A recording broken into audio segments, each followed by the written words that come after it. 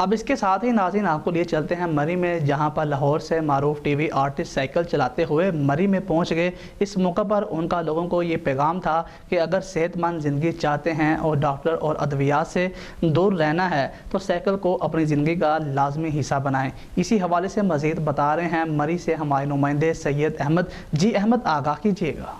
Happy family cycling, happy family cycling.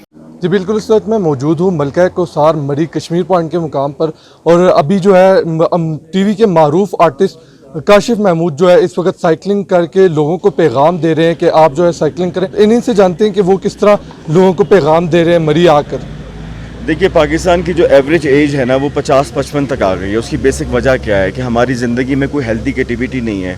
हम और cycling से बड़ी हेल्दी एक्टिविटी जो है वो कोई हो नहीं सकती।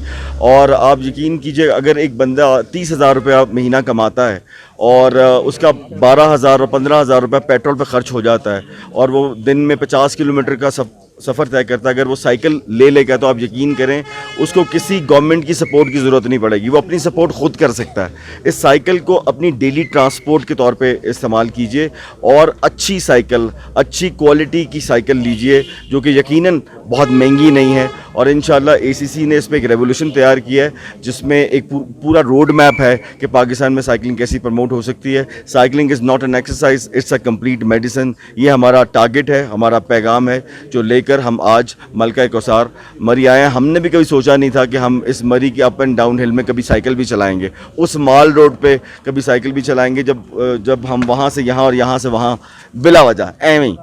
तो आज हमने एम ही नहीं किया माल रोड का सफ़र, आज हमने एक मकसद के तहत किया और मुझे इसकी बहुत खुशी है। इनका कहना ये है कि साइकिल एक दवा एक्सरसाइज नहीं है बल्कि एक दवा है और लोगों को जो है इसको मामूल में अपनी ज़िंदगी में जो है अपना हिस्सा बनाना चाहिए।